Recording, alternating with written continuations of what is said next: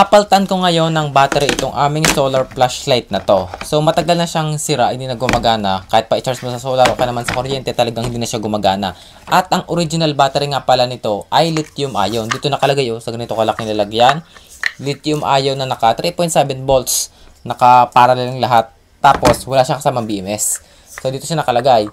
Tapos, pero noon talaga nalagyan ko na siya ng battery. Ang nilagay ko naman battery sa kanya ay lithium polymer na battery, katulad nito. So, saan nga ba ako kumukuha ng mga battery na ipinapalit ko sa mga solar light na to? For example, itong lithium polymer, kita nyo naman, kung may idea na kayo, ito ay galing sa mga power bank na nire-review ko. For example, dito sa Jaguar power bank, di ba yung mga power bank na hindi naging okay nung nakaraan, yung mga hindi naging okay sa pag-test, ginagawa ko, kinukuha ko na lang yung kanila mga batteries. So, for example, ito, nung pinalit ko siya dito, naging okay naman sa solar flashlight na to. But the problem is, na-overcharge. Kaya tingnan nyo ito, medyo, ano na siya, makapal na. Tsaka, iba na yung shape nyo. Nag-bend, bumintog na. Akala ko nga dati sasabog to kasi sobrang init nito. Napabayaan ko siya naka-charge sa solar panel na maliit lang. Pero yun, nag-overheat. Pero hindi naman siya sumabog. So ngayon, papaltan ko na rin to. At ilalagay ko naman na isa ulit battery na galing din sa power bank. Ito, lithium polymer pa din. But this time, para mas maging safe at para tumagal naman yung battery, ay lalagyan ko na rin ng BMS. Bumili nga pala ako nitong maliit na BMS na to. Marami ako nabili. Nabili ko din siya sa online. Diyan, ilalagay ko na rin yung mga link natin below. Ito, ilalagay na natin ngayon. And by the way, ito nga palang battery nito ay lithium ion. Yun yung kanyang original battery. Pero hindi na ito, bukod na to. So, yung lithium ion battery ay 3.7 din. That's why, pwede natin siyang palitan ng battery na lithium polymer basta 3.7 din yung voltage niya. Hindi siya pwedeng lagyan ng mga lithium iron phosphate kasi yun ay nasa 3.2 volts lang yung voltage. So, magkaiba sila. Mas magandang pareho yung voltage. For example, ito, lithium polymer at lithium ion 3.7 volts din. So, ito yung connection ng kanyang battery. Dine. So, alisin ko muna. Ito. So, ang positive ay yung pula. Ang negative naman ay itim. So, bali siya ay ganito. Meron naman siya nakalagay ko ulit ng positive at negative. So, ito positive. Ayan o, nakalagay na plus. So, ganito lang siya. I-connect natin dyan. So, but this time, lalagyan natin siya ng BMS. So, yung BMS na gagamitin ko ay ito. Ganyan.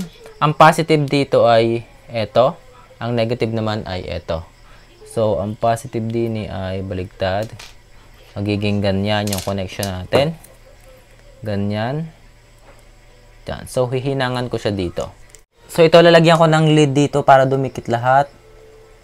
Yan. Mas maganda talaga, mas maganda yung connection, yung hindi matatagtag. Tapos din And sa pagkakabit nga pala sa BMS, dapat lagi din talagang tama yung positive at negative. Kapag nagkamali, ay possible na masira. Yan. It's either BMS o kaya naman yung battery. Mas maganda kung masisira na lang yung BMS kaysa sa battery. Pero minsan, pareho yung masisira.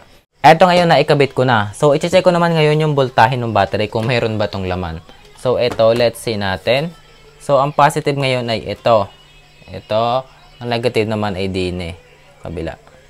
Ayan. 2.9 volts. Low-bat na low-bat itong battery. Ayan. 2.9 volts. So, bali, ikakabit ko na rin siya din sa ating flashlight. So, bali, ikakabit ko na rin itong kanyang connector muna para maikabit ko sa flashlight.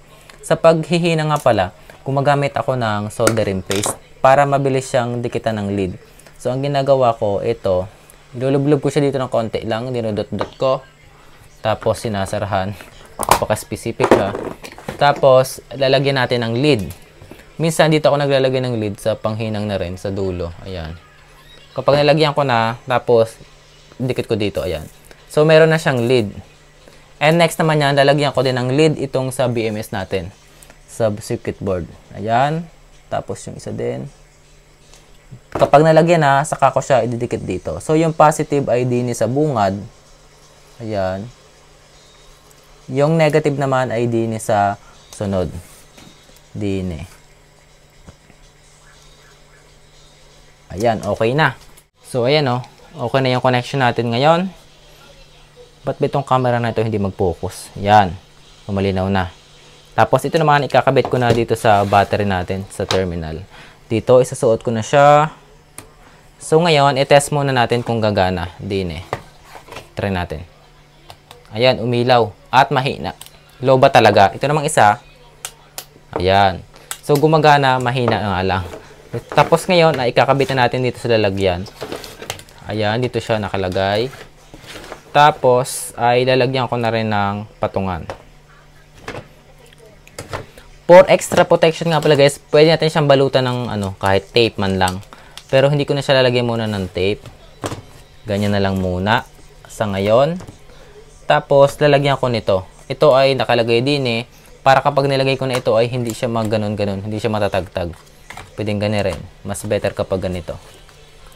Ayan. Lalagyan ko ng tape yung kanyang sa BMS. Baka kasi magdikit yung kanyang lead dito sa ibang part dito. Kapag dumikit yan dyan, mag-short circuit, masisira. So, hindi pwedeng ganun. Kailangan talaga ayos. Bawal magdikit para iwas yung sira. Sayang naman, baka masira yung battery. Wala na tayong makukunan. So, ganyan. Kapag gagawin nyo, ayusin nyo lang yung dikit. Pero sa akin ngayon, hindi ko na siya ayusin. Lagi ko din kasi ito binubuksan. So, temporary protection lang muna. Tapos, ganito. Kakagulo na naman ako din Ito.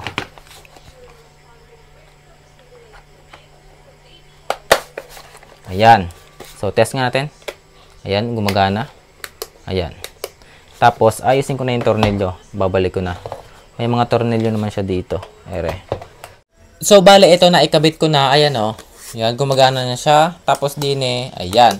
So, baling yon dahil gabi nga, hindi ko siya pwedeng i-charge sa solar panel kasi gabi walang sikat ng araw. Ang gagamitin ko ay i-charge ko muna siya sa 5 volts na charger. Pwede naman siya sa 5 volts. Yung kanyang solar panel ay 6 volt. Pero kahit 5 volts yung charger gumagana. Gagamitin ko din yung meter natin ngayon para makita natin kung ilang power yung mapupunta sa kanya. Ang capacity ng kanyang battery ngayon ay 3.7, 10,000 mAh or 10 ampere or 37 watt-hour. So, test natin ngayon. Charge natin. Gamit ito. Ere. Yan. So, ayan nagcha-charge na. Kapag binuhay ko to, ayan, malakas. Kapag tinagtag ko, humina. Lumakas, humina. So, kasi nagcha-charge siya talagang lowbat na lowbat. Base naman dito sa ating meter, ayan, siya ay kumukuha ngayon ng 4 volts, 3.39 amps, at 16 watts. Ayan 16 watts.